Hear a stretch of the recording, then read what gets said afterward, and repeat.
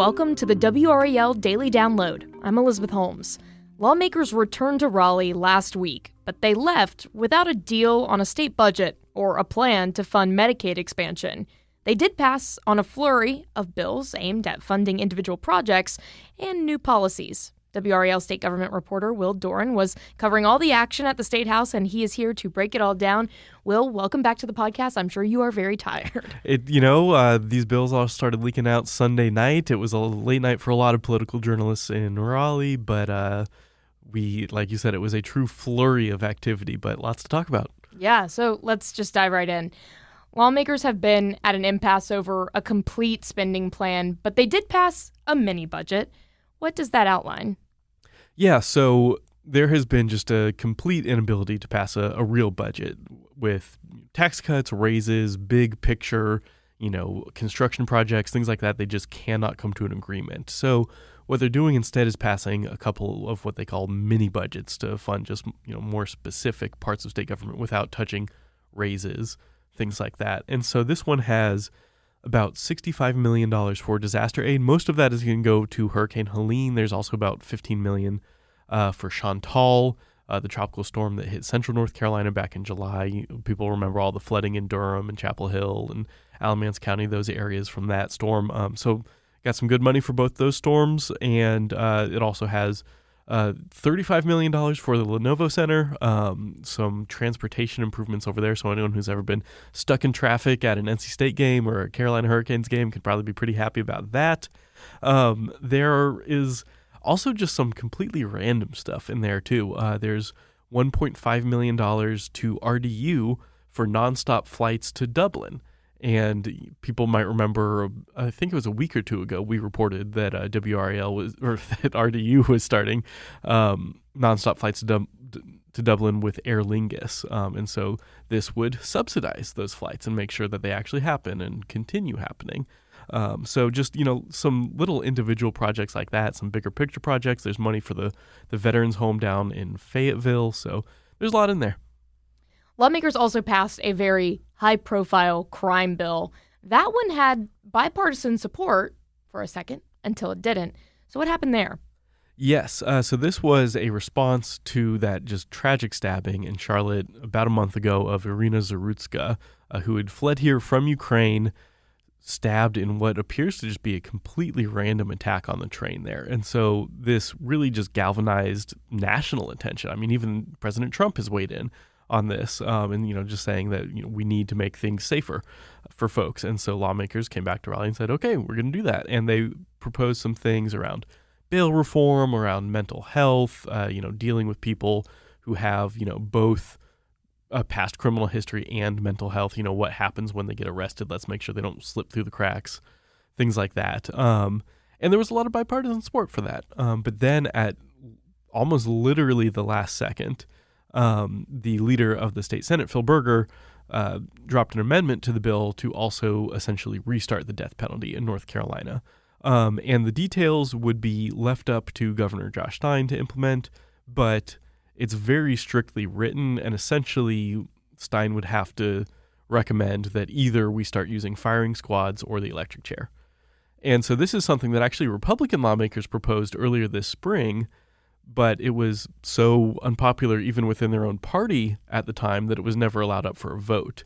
Right now, we only use lethal injections. Firing squads, the electric chair have really fallen out of favor in most of the country just because they're far more gruesome than lethal injections. The electric chair also doesn't always work.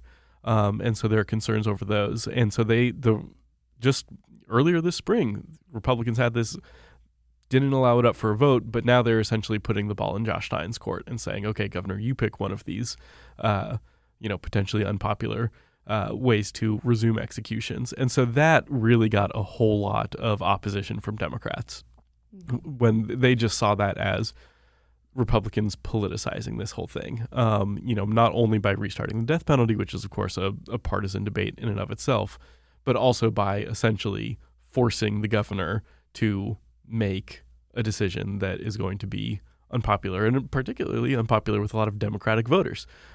So I should note that, Josh Stein has said that he does support the death penalty. When he was the attorney general, he argued a lot of cases in court, and his lawyers did, arguing for people to be put to death. But we actually haven't executed anyone in North Carolina since 2006.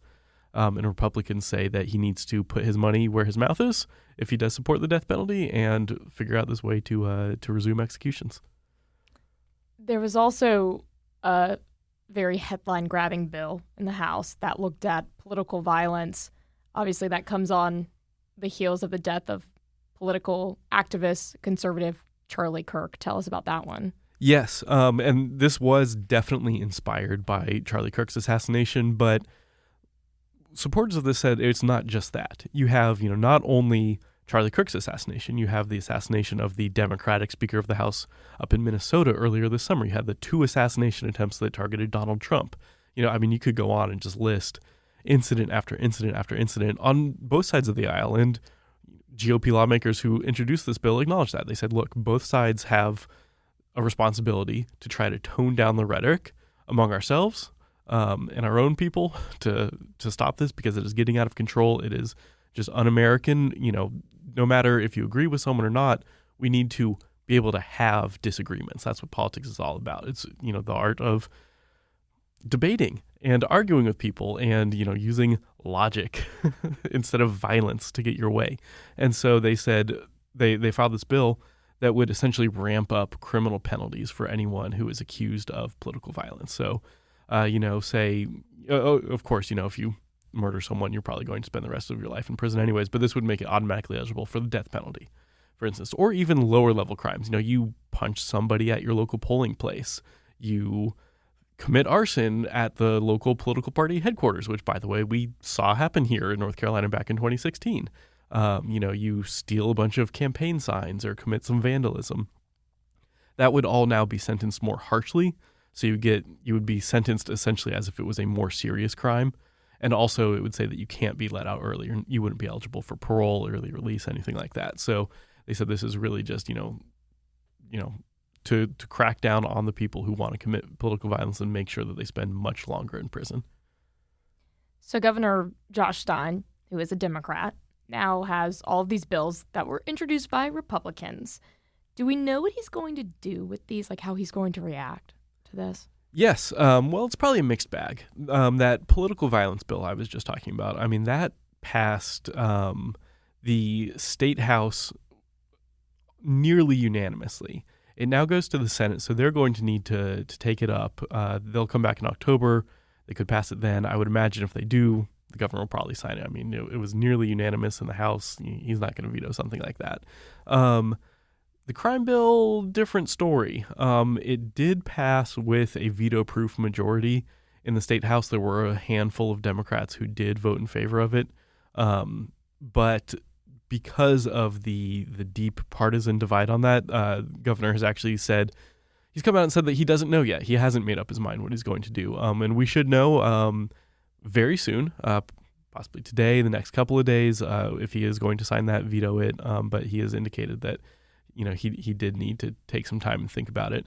The budget, we could probably expect to see him sign. There wasn't too much objectionable in that. And like I said, it had lots of money in there for Chantal recovery, Helene recovery. So some good stuff in there for everybody. All right, let's take a quick break. When we come back, we'll hear about what didn't make it to Governor Josh Stein's desk out of last week's legislative sessions. Stick around.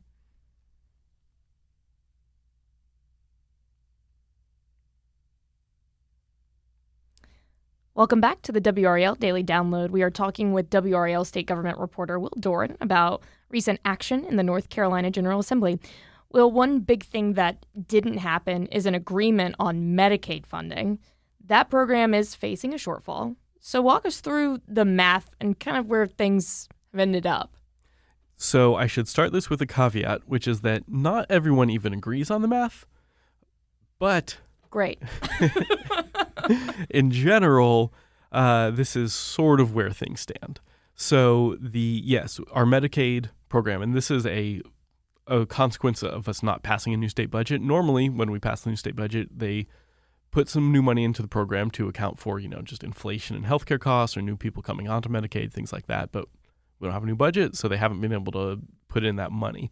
And so there's been some debates of, okay, in one of these mini budgets, do we need to address the Medicaid issue? And they did a little bit of that earlier this summer, but then it turned out what they put in wasn't actually enough. Or maybe it was. Again, like I said, there's some disagreement on whether it was or wasn't, but it seems that now most everyone agrees that whatever they did this summer wasn't quite enough. They need to come back and fix the problem. And the state says, okay, we need over $800 million. And the Senate said, okay, well, we'll give you 690. And then the House said, okay, well, we'll give you 790. But then both the House and the Senate were also ordering Medicaid to cut some costs as well. So, there's some questions. Would they be able to hit their marks? Would they not? But in the end, they couldn't make a deal. And so they just did nothing. So if the funding gap can't be filled, what happens to patients? Yes, another great question. And immediately it is hard to say. This is really kind of a domino effect. So what could happen is that the state doesn't have quite enough money to pay all of the Medicaid bills, which is why we're dealing with this. So probably what would happen is the state would then go to doctors and say, okay, you know how normally we pay you X amount for handling this procedure on Medicaid or this procedure on Medicaid? Well, we're going to, cut you by 3% or 4% or whatever it might be for all of those. And so some doctors might not mind that. They might keep forging ahead and just say, okay, I'll take a little haircut on this. Others might stop seeing Medicaid patients entirely or just make a real push to fill up their schedules with people not on Medicaid whenever possible. So patients, could see delays in getting care or, hear from their doctors that, oh, yeah, we're not really dealing with Medicaid patients anymore. You're going to need to find somebody new. So again, none of that is happening immediately, but over the coming months, year, if this still doesn't get figured out, that's a definitely a serious question. There's also been this debate about a proposed standalone children's hospital. Were the House and the Senate able to come to any kind of agreement on that at all? No, and that is really actually at the root of why the Medicaid deal failed to happen. We've reported in the past that the UNC and Duke are working together, and they want to build what they say would be the first standalone children's hospital in the state. They want to put it in Apex, create thousands of jobs. It would be a multi-billion-dollar investment for research, medical care, all sorts of things like that. And the state has agreed to put some money behind it. The Senate wants to boost the amount of money that state taxpayers are paying into this children's hospital. And the House actually wants to go and take away some of the money that was previously approved. So not only do they disagree on the funding, they are completely at odds versus wanting to increase funding versus take money back. And so that disagreement just kind of soured the mood in this Medicaid thing and just really prevented a deal from being made at all. So everything kind of all goes back to what we've been talking about here, just the failure of the legislature to pass a new budget has all of these knock-on effects to everything else. Sticking with the medical theme, there was a bill that looks to have more transparency over medical bills. It also seeks to restrict funding for Planned Parenthood. So tell us a little bit more about that. Yes, the medical transparency billing issue is something that the state Senate has been trying to do for years, but it repeatedly dies in the House. They just, it might pass unanimously in the Senate, and it just never even gets heard in the House. And the feeling is that, well, the hospitals and the doctors give a lot of money to politicians in the House who are therefore not very interested in increased transparency on medical bills. And so the Senate said, okay, we've already passed this bill again this year, and it still went nowhere in the House. What if we tack on this extra item that could be good for some of the social conservatives and say that Planned Parenthood can no longer partner with the state Medicaid program for anything? And so we already don't fund abortions with taxpayer money in North Carolina, but Planned Parenthood does other things, STI screenings, things like that. And so this would essentially ban them from being able to work with the state, contract with the state to do that kind of work. And the feeling was that maybe that would be enough to get some of the conservative wing on board, enough to pass the billing transparency issue across the line, but that did not happen in the end. Do you know what else might be grabbing their attention? Yes, well, the budget debate is going to continue to be an issue clearly there's a lot on the healthcare front that still needs to be dealt with. And then, who knows, we could even have redistricting. That's been, the newest headline about whether or not the state might join the national redistricting wars that also involve Texas and California and, X, Y, and Z other states as people jockey for power in the U.S. House of Representatives ahead of the 2026 election. So there are rumors that Republicans might be trying to eye Don Davis's seat out in northeastern North Carolina.